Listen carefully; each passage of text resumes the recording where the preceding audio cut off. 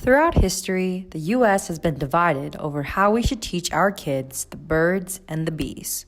Until the 20th century, parents and religious institutions were the primary instructors for children's sex education. Initially, critics saw the installation of sex education in public schools as an infringement of parents' moral obligation to their children and feared that children would follow the mantra of the more you know, the more you do.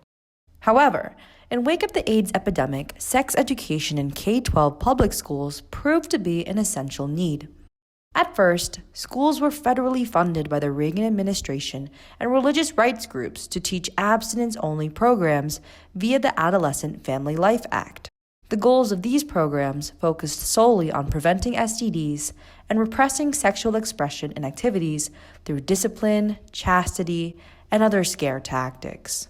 When you use a condom, it's like you're playing Russian roulette. What if I want to have sex before I get married? Well, I guess you just have to be prepared to die.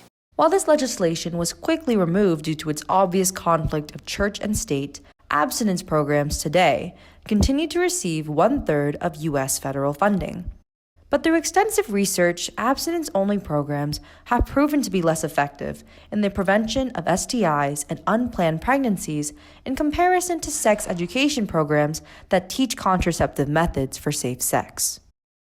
For today's deliberation, our team chose to focus on comprehensive sex education, which we defined as evidence-based, age-appropriate sex education that provides instruction on a wide variety of topics surrounding human sexual health. The goal of comprehensive sex education is to teach safe sex and health practices and to show that abstinence is not the only option. There are many benefits of comprehensive sexual education to consider.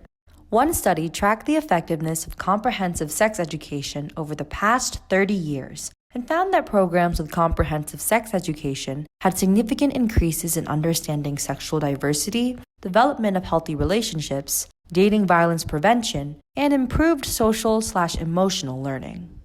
According to UNESCO, comprehensive sex education does not increase sexual activity, sexual risk-taking behaviors, nor STI and HIV infection rates. Comprehensive sex education is currently being implemented in many different schools, but policies on education are often state-regulated and have extremely limited oversight. This lack of enforcement has led to varied understandings of comprehensive sex education as well as knowledge gaps. This leads us to questions of, what exactly should curricula on sexual health education include? How can schools prevent biases and ideologies from influencing nonpartisan curricula of sex education? How do different approaches to sexual health education affect the personal development and well-being of adolescents? How can sexual health education reflect inclusivity and representation of marginalized groups such as the queer community? Should schools even play a role in educating youth on sexual health? Today, our group offers 3 possible approaches to comprehensive sex education. Approach number 1, an objective science-based curricula that represents sex as a natural biological process and is instructed by trained health professionals.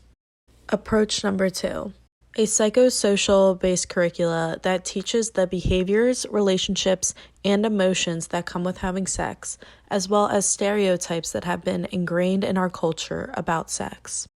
Approach number 3, a holistic approach that integrates sex education into a wide span of courses in addition to the typical health class, such as history, environmental sciences, and English.